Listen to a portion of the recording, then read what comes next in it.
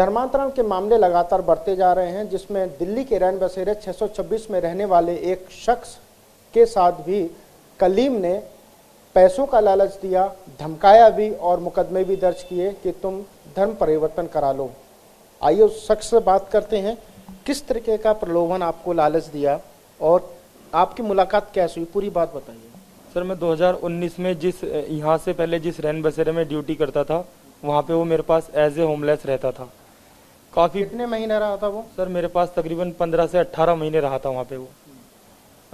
UP में बाराबंकी का रहने वाला है सर। वहीं से उसने मेरे को टॉर्चर करना चालू कर दिया था। उसके टॉर्चर को लेकर के ही मैंने वहाँ से अपना ट्रांसफ़र इधर करवाया। यहाँ भी नहीं माना, यहाँ पे भी उसके 4-5 लोग रहते थे, हमें नहीं पता था वो उसके लोग हैं। वो आता था उनको पैसे देने के लिए, पैसे लेने के लिए और मदरसे की पर्चियाँ कलेक्ट करने के लिए। काफ़ी बार सर मुँह भाषा हुई, मैंने भेज दिया उसको। मैंने कहा भाई यहाँ मत आया कर। इतना सर कैसे बताऊँ मैं आपको, इतना उसने यहाँ पे टॉर्चर कर दिया मेरे को। शायद यहाँ पे कोई थाना उसने छोड़ा हो जहाँ पे मेरी कंप्लेंट ना करी हो। आज भी मैं आपके सामने बैठा हूँ, बेल पे बाहर आके बैठा हूँ। नहीं तो किस तरीके का मुकदमा आप तुम्हारे खिलाफ दर्ज कराया और आपके पास वो इतने महीने तक रहा, तो आपने उसको बोला भी होगा कि भाई यहाँ से जाओ, इतने महीने तक आप क्यों रुके हुए हो, और आपको किस तरीके का लालच दिया? सर जहाँ क्या कहता था वो? मेरे को धर्म चेंज करने के लिए बोलता था। नाम भी उसने मेरा सोच रखा था, नाम तक बताता था कि अपना नाम सरफराज रख ले, अच्छा रहेगा, तेरी शादी करवा दूंगा, अच्छी बीवी दिलवा दूंगा। जबकि उसको भी पता था और मुझे भी, मैंने उसको भी बता रखा था कि मैं ऑलरेडी मैरिड हूँ, मेरी 2 बेटी हैं और सर मिडिल क्लास फैमिली से बिलोंग करता हूँ। अब आप ही बताएं सर, धर्म चेंज करना कोई जायज़ होगा? मैं जिस धर्म में हूँ मेरे को अच्छा है, ठीक है मेरे लिए वो धर्म। मैं जब किसी को अपने धर्म में आने के लिए नहीं बोल सकता, मुझे अथॉरिटी नहीं है, राइट नहीं है, तो कोई मुझे कैसे बोल सकता है सर? तुम्हारे लिए किसी तरह के कोई वीडियोस वगैरह दिखाता था धर्म से रिलेटेड? यूट्यूब पे बैठ जाता था, कभी किसी की वीडियो कभी किसी की वीडियो दिखाता रहता था। किस टाइप की वीडियो थी वो? सर क्या सुनते थे उसमें? वही इनके धर्म को लेकर के, उसमें कोई भी मूर्ति पूजनीय नहीं है और कोई भी देवी देवता मान्य नहीं है। सिर्फ इनके मैं बोलना नहीं चाह रहा, आप समझ ही नहीं है सर, मैं कहाँ ड्यूटी कर रहा हूँ तो थोड़ा सा। तो सर इतना टॉर्चर कर दिया था इसने, इतना टॉर्चर कर दिया था। जब मैंने मना कर दिया साफ, फिर इसने 6 महीने से मेरे पे आए दिन मुकदमे करने चालू कर दिए। अभी रिसेंट में कमला मार्केट में इसने मेरे पे मुकदमा दर्ज करवाया है, हाफ मर्डर का, रॉबरी का और स्नैचिंग का। जबकि जिस टाइम पे इसने मुकदमा दर्ज करवाया मैं ड्यूटी पर भी नहीं था, मैं घर पर था। मैंने आईओ साहब को पूरी डिटेल दी, रिकॉर्ड दिया, लेकिन उन्होंने यही बताया कि भाई अब तो मुकदमा दर्ज हो चुका है, कोर्ट से जमानत लेनी पड़ेगी। फिर मैंने कोर्ट से जमानत कराई सर अपनी। कैसे कैसे करके कराई सर मैं जानता हूँ या भगवान जानते हैं मेरे कि मैंने कैसे कैसे करके वो जमानत कराई। अब दोबारा इसी महीने में 2 तारीख को मैं ड्यूटी पे बैठा हूँ, खाना बांट रहा हूँ लोगों को, जाकर दरियागंज डीसीपी ऑफिस में मेरे अगेंस्ट मुकदमा दर्ज कराने पहुँच गया कि मैंने चाकू मारा है, मैंने डंडे से इसका सर फाड़ा है। जब एमएलसी हुई, एमएलसी में कुछ नहीं आया, तो मैंने उल्टा ही सर को मैंने बताया। मैंने कहा सर ऐसे ऐसे देख लो, इसने मुझे इतना टॉर्चर कर रखा है, मेरे को चेंज कन्वर्सेशन के लिए बोल रहा है, काफ़ी टाइम से फोर्स कर रहा है। तो डीसीपी साहब ने ही एक्शन लिया। मैंने उनके आगे हाथ जोड़े, सारा प्रूफ दिया। डीसीपी साहब ने बहुत हेल्प करी, दरियागंज के एसीपी साहब ने भी बहुत हेल्प करी। सारी उन्होंने इंक्वायरी करवाई, इसको अरेस्ट करवाया और अब भी इसके खिलाफ इंक्वायरी जारी है। तुम्हारी जानकारी में है कि वो अब तक कितने लोगों से इस तरीके की बातें करवा चुका है, धर्मांतरण का लालच दे चुका है? इसके साथ जो चेन थी 4 से 5 लोग थे जब ये आता था, 3 भी 2 भी 4 5, मतलब कभी अकेला नहीं आया सर ये। उन्हें गेट पे छोड़ देता था कि मैं आ रहा हूँ। और सर इतना मतलब सामने वाले को अग्रेसिव कर देता है बातें कर करके कि सामने वाले का दिल करेगा कि इसको या तो मारे या इसको पीटे।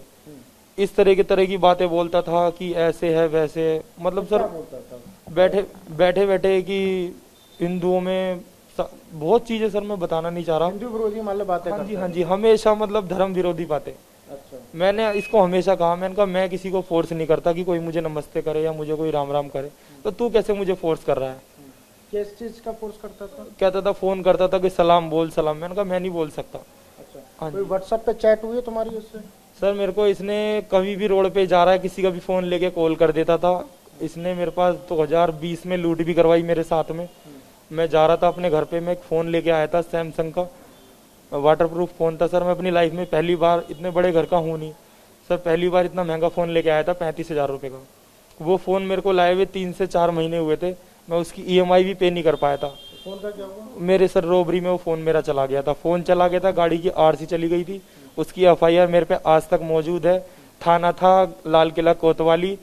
एएसआई थे मेरे, जो आईओ थे इन्वेस्टिगेशन ऑफिसर, वो थे एएसआई सीताराम। तुम्हारी आखिरी मुलाकात कब हुई इससे कलीम से? सर मेरी आखिरी मुलाकात अभी रिसेंट में, जब 8 तारीख को, इसी 8 को, जब उस पे 2 तारीख को उसने मेरे पे मुकदमा दर्ज करवाने दरियागंज ऑफिस में गया था कि मैंने उसको मारा है, पीटा है। जबकि 30 तारीख से लेके 8 तारीख तक, 13 तारीख तक जो मेरे साथ में ड्यूटी करता वो गया हुआ शख्स छुट्टी पे, उसकी बहन की शादी है, तो डे नाइट मुझे ही ड्यूटी करनी पड़ रही थी। मैं ड्यूटी पे हूँ, वो थोड़ा सा पास में ही अर्बन अस्पताल के पास जा करके कि मैंने उसके चाकू मार दिया, ये कर दिया, कान पे डंडा मार के कान का पर्दा फाड़ दिया। और बाकायदा उसमें पेपर पे लिखा हुआ था कि मैंने जिससे बर्फ कूटते हैं वो सुबह इसके कान पे मारा है, इसका कान का पर्दा फट गया। जब वहाँ पे एसीपी साहब ने वेरिफिकेशन करी, उसमें एमएलसी में इसकी कुछ आया नहीं था, तो उन्होंने कहा ये तो फेक है, इसमें कुछ आया नहीं है ऐसा। तो आईओ को भी ये फोर्स करने लगा कि अब तो मुकदमा दर्ज हो ही रहा है, संदीप को अरेस्ट करो, संदीप को अरेस्ट करो।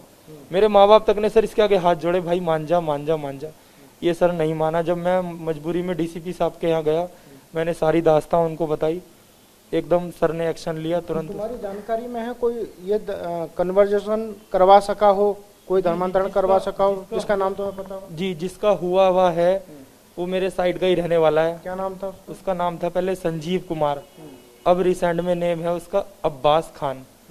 हाँ जी, मेरे साथ भी यही गेम कर रहा था कि उसका हो गया तेरा भी हो जाएगा, कोई दिक्कत नहीं, नौकरी लगवा दूंगा तेरी, टेंशन फ्री होकर रही हो, सरकारी नौकरी मिलती नहीं है। मैं इससे हर बार कहता था मैं भाई मर तो जाऊंगा, करा ले, कितने मुकदमे करा रहा है दर्ज, मैं कहा चेंज नहीं करूंगा। बिल्कुल, जिस तरीके से लगातार इनको लालच दिया गया, धमकियां तक दी गई, लेकिन इन्होंने ठान ली थी कि इनकी बातों में नहीं आना है। फिलहाल आरोपी पुलिस की गिरफ्त में है, पुलिस इस पूरे मामले की जांच कर रही है और आरोपी कलीम से पूछताछ कर रही है। कैमरा पर्सन मनीष डोडियाल के साथ अंशुमन यादव, टीवी9।